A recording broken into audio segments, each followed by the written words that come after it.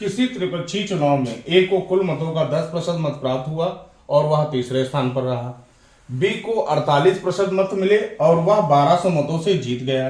सी दूसरे स्थान पर रहा। तो चुनाव में कुल कितने मत पड़े? तो अब मान लेते हैं चुनाव में तो 100% मत पड़े होंगे, 100%।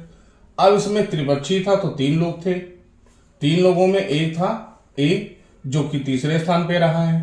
बी ने चुनाव जीता है तो ये पहले स्थान पे है। सी दूसरे स्थान पे रहा, सी दूसरे स्थान पर रहा।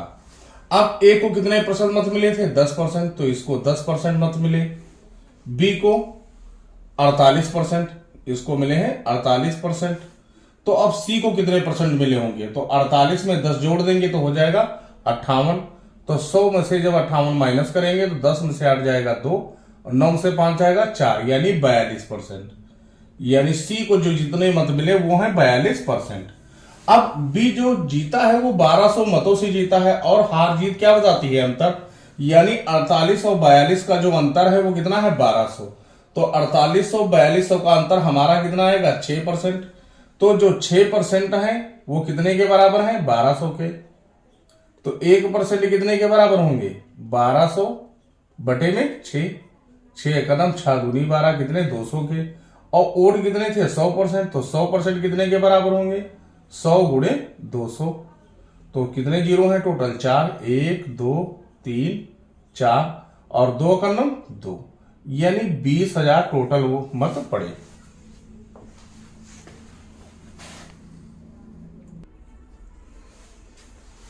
एक चुनाव में 2 उम्मीदवार थे। इस चुनाव में 68 मत अवैध घोषित कर दिए गए। जीतने वाले उम्मीदवार ने 52% मत प्राप्त किए तथा 98 मतों से जीता। कुल कितने मत पड़े? तो हम पहले वैध मत ही मान लेते हैं। टोटल हमने मान लिया 100 जो थे वो वैध मत थे। वैध मत जो थे वो कितने थे? 100, जिसमें से 52% मत प्राप्त किए किसने? जीतने वाले उम्मीदवार ने। मान लिया जीतने वाले ने 5200, ये ए है, इसने 5200 प्राप्त किए। तो हारने वाले यानी बी को कितने मिले होंगे? तो 100 में से 52 निकाल देंगे तो हमको हारने वाले पता चल जाएंगे। तो 100 में से 52 माइनस कर देंगे तो 10 में से 2 जाएगा 8, 9 से 5 गया 4, यानी 48%। 48% है जो वो हारे वाले जो उम्मीदवार थे उसको मत मिले थे। अब 98 मतों से जीता है तो हार जीत क्या बताती है? अंतर, यानी दोनों का अंतर कितना है? तो 52 में से 48 घटा देंगे तो आएगा 4, यानी 4% कितने के बराबर है? 98 के। तो 1% कितने के बराबर होगा? 98 बटे में 4, 4 का नम 4 दूनी 8, कटेगा नहीं। 2 से काट दो 2 दूनी 4, 2 चक्कू 8, 2 9 18, यानी कितना आया? 49 बटे 2।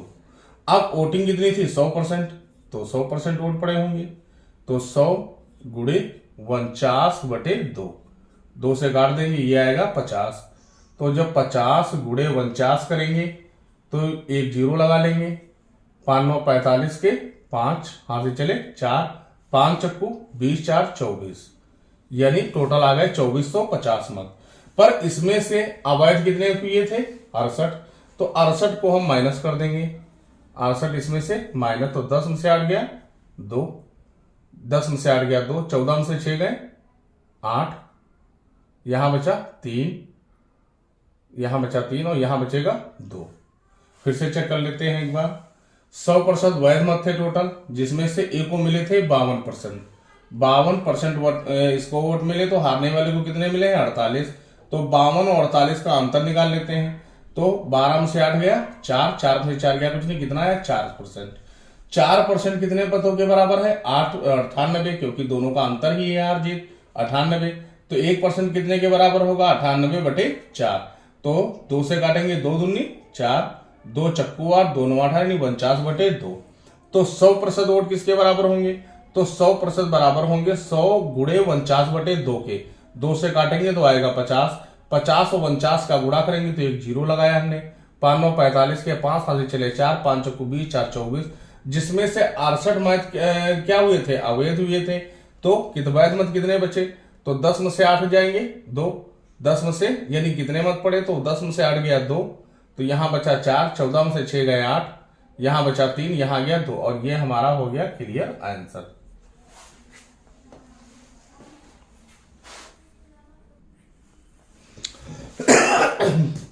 यहाँ थोड़ी मिस्टेक हो गई है, क्योंकि 68 मत अवैध हुए थे, हमने वैध मत मान लिए थे। तो जो टोटल वोट आए थे वो 2450 आए थे।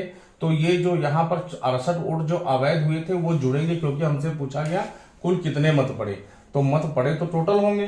तो ये 68 जोड़ देंगे, तो जब जोड़ेंगे तो ये आएगा 8, 6 5 11 का 1, 4 और 1 5 और ये 2, यानी 8 6 5 11 का 1, 4 और 1 5 2, यानी 2518 मत टोटल पड़े थे।